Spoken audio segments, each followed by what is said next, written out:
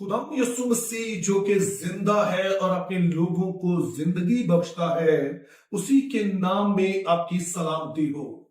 Bible के खुदा की एक बड़ी ही दिलचस्प बात यह है कि उसने अपने आप को अल्फाज के जरिए से नहीं बल्कि इंसानी तजुर्बात में जाहिर किया है।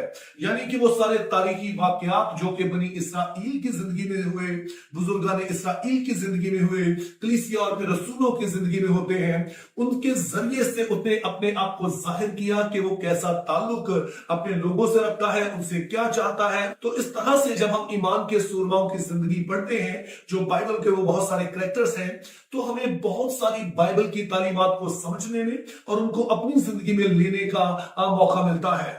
लेकिन यहां पर हमने ये भी याद रखना है कि बाइबल का खुदा सिर्फ उस बाइबल के जमाने का खुदा नहीं है, बल्कि जिस तरह से वो बाइबल के जमाने में काम करता रहा, आज भी वो अपने लोगों से रिश्ता रखता है, चूंकि वो जिंदा है और इसीलिए उसके लोग उसके साथ एक जिंदा ताल्लुक रखते हैं।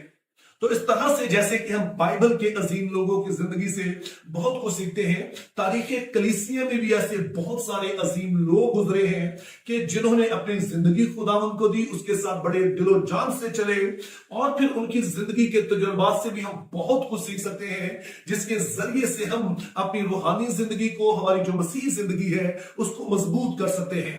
तो इस सिलसिले में जिस पहली हस्ती पर हम गौर करने जा रहे हैं, उनका नाम है सुज़ैना वेस्ली। आपने शायद मेथोडिस्ट चर्च का नाम सुन रखा हो। ये एक डिनोमिनेशन है जिसकी बुनियाद दो भाइयों ने, यानी जॉन वेस्ली और चार्ल्स वेस्ली ने रखी। अब जॉन वेस्ली जो थे वो तो एक मुनाद थे, एक प्रीचर थे, जबकि चार्ल्स वेस्ली जो हैं वो एक सॉन्ग राइटर थे। उन्होंने बहुत सारे गीत लिखे, दरअसल 6500 गीत लिखे। और सुज़ैना वेस्ली इन दोनों ईमान के सूरमाओं की वालदा मोहतरमा है। अब सुज़ैना वेस्ली एक पास्टर की बेटी थी और वहीं पर इनकी परवरिश हुई और बाद में इनकी जो शादी है वो भी एक बाइबल के बहुत आला पाए के स्कॉलर थे, जो पास्टर भी थे, उनके साथ हुई।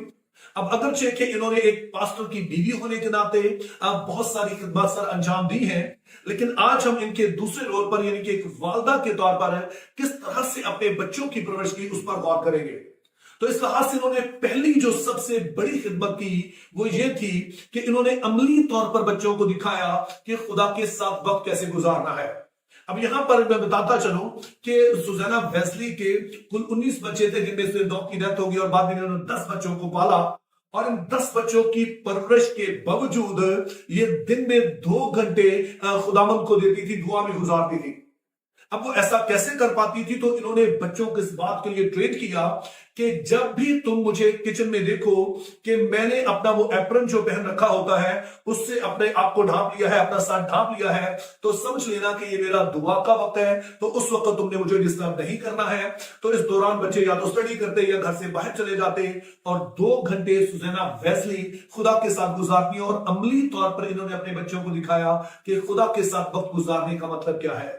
फिर दूसरे नंबर पर अपने बच्चों का ईमान बढ़ाने के लिए कि वो अपने ईमान के बारे में किसी शक व शुबे का शिकार ना रहें, तो इसके लिए इन्होंने घर में एक शेड्यूल बनाया, यानी कि हर रोज अपने एक बच्चे को ये मौका देती थी कि जब बेड टाइम हो जाता, सोने से पहले वो उसके पास जाकर बैठ जाती और उनसे कहती कि जो भी आपके दिल में किसी भी तरह की बात है मेरे साथ शेयर कर सकते हैं। अगर आपके मसीही ईमान के बारे में कोई बात है जो आप समझना चाहते हैं तो वो मुझसे पूछ सकते हैं। तो ये इसकी डेली की एक एक्सरसाइज थी कि सोने से पहले किसी एक बच्चे को लेती और इस तरह से बारी बारी सबको ये मौका देती ताकि वो सवाल भी कर सके, अपने मसीही ईमान में भी बढ़ सके और किसी भी तरह की कंफ्यूजन का शिकार है तो वो भी इनके साथ शेयर कर सके।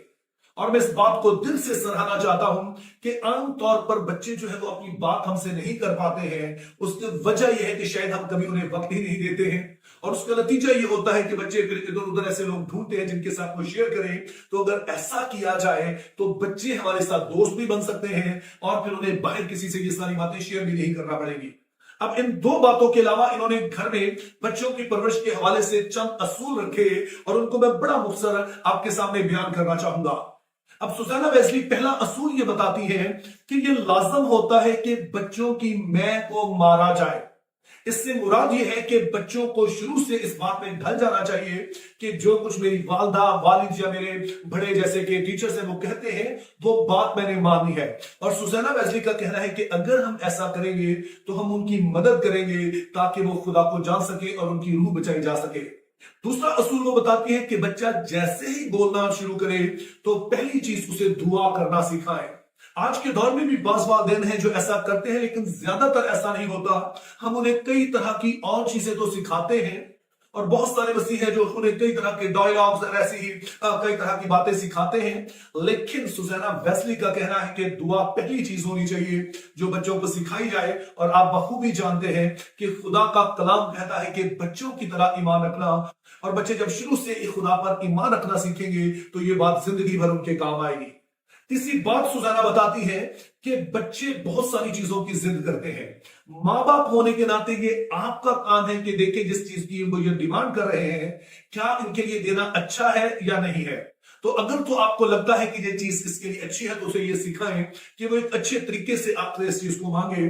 لیکن اگر کوئی چیز ایسی ہے جو اس کے لیے اچھی نہیں ہے تو وہ چیز اس کو مت دیں. چوتھی بات وہ بتاتی ہے کہ بچے غلطیاں کرتے ہیں، اور اگر کوئی بچہ غلط کرتا ہے اور پھر اس کو قبول بھی کر لیتا ہے تو ایسے بچوں کو سزا دینے کی ضرورت نہیں ہے. لیکن اگر کوئی بچہ ایسا ہے جو غلطی کرتا ہے اس پر اڑا رہتا ہے تو ان کا کہنا ہے کہ ضرور ہی اس کو سزا دی جائے تاکہ وہ شروع سے سمجھے کہ اگر کچھ غلط کیا جائے گا تو اس کا نتیجہ برا نکلے گا. اور شاید آپ نے یہ اصول بائبل میں پہلے سے پڑھ رکھا ہو کہ لڑکے کی چھری سے تبھی کر اس سے وہ بر نہیں جائے گا. پھر پانچویں بات کہتے ہیں کہ اگر کوئی بچہ کچھ اچھا کرتا ہے اس کا طور طریقہ ٹھیک ہے تو اس کو سراہنے سے کبھی بھی نہ جھجکے. اس طرح ایک تو خود اس کی اپنی حوصلہ افزائی ہوگی اور پھر دیگر بچے جو ہیں وہ بھی اس چیز سے سیکھیں گے کہ کچھ اچھا کیا جائے، اچھا رویہ رکھا جائے تو اس کو سراہا جاتا ہے. اور آپ شاید اس بات سے بخوبی واقف ہوں گے کہ سراہا جانا سب کو ہی اچھا لگتا ہے، لیکن خاص طور پر جو بچے ہوتے ہیں ان کے لیے یہ بہت ہی بامعنی چیز ہوتی ہے. جیسا کہ اکثر بچے جب اسکول سے آتے ہیں اور اگر ٹیچر نے ان کے گھر پر سٹار بنایا ہے تو وہ دکھاتے ہیں، گڈ لکھا ہے تو وہ ماں باپ کو بڑے فخر سے دکھاتے ہیں. تو اس طرح سے جہاں پر ہم انہیں تنبیہ کرتے ہیں وہاں پر ان کو سراہنا کبھی مت بھولیں. اور پھر آخری بات وہ کہتی ہے کہ بچوں سے کوئی وعدہ کرنے میں جلدی نہ کریں، لیکن اگر آپ نے کوئی وعدہ کیا ہے تو پھر اسے ضرور ہی پورا کریں، چونکہ بچے آپ کی باتوں کو بڑا سنجیدہ لیتے ہیں. اور اگر چند دفعہ ایسا ہوگا کہ آپ نے کچھ کہا اور پورا نہیں کیا تو بچے پھر آپ پر یقین کرنا چھوڑ دیں گے اور پھر وہ خود بھی جھوٹ بولنا سیکھیں گے. تو آپ نے پھر ان سے جو کہا ہے اسے ضرور ہی پورا کرنا ہے. اور ایک آخری چیز جو میں آپ کے ساتھ شیئر کرنا چاہتا ہوں وہ یہ ہے کہ سوزانا ویزلی کے والد کافی پڑھے لکھے تھے، اس کے شوہر بھی کافی پڑھے لکھے تھے، لیکن سوزانا خود جو تھی وہ کبھی کالج نہیں گئی ہے. لیکن اپنے گھر میں انہوں نے جو تربیت پائی اور ایک پاسٹر کی بیوی ہونے کے ناطے جو کچھ سنا انہوں نے اس سبھی کچھ کو اپنے گھر میں اپلائی کیا، اور اس کا نتیجہ یہ ہوا کہ 10 اس کے جو بچے تھے وہ خدا کو جاننے والے ٹھہرے، اور ان میں سے 2 ایسے ہیں جو کہ تاریخ کلیسیا کے عظیم ترین لوگوں میں شمار ہوتے ہیں، یعنی جان ویزلی اور چارلس ویزلی. تو اس طرح سے وہ خود تو کنگ نہیں بنی لیکن وہ کنگ میکر ٹھہری جنہوں نے اپنے بچوں کی پرورش اس طرح سے کی کہ الٹیمیٹلی وہ خداوند کے لیے تیار ہو سکے.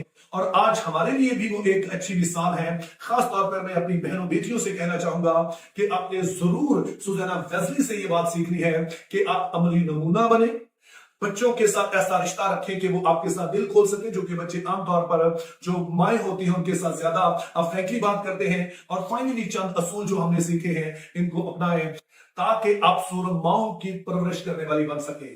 میری دعا ہے کہ خدا ہم سبھی کو ایسا کرنے کا فضل عطا کرے. Think biblically, live purposefully. Have a very good day.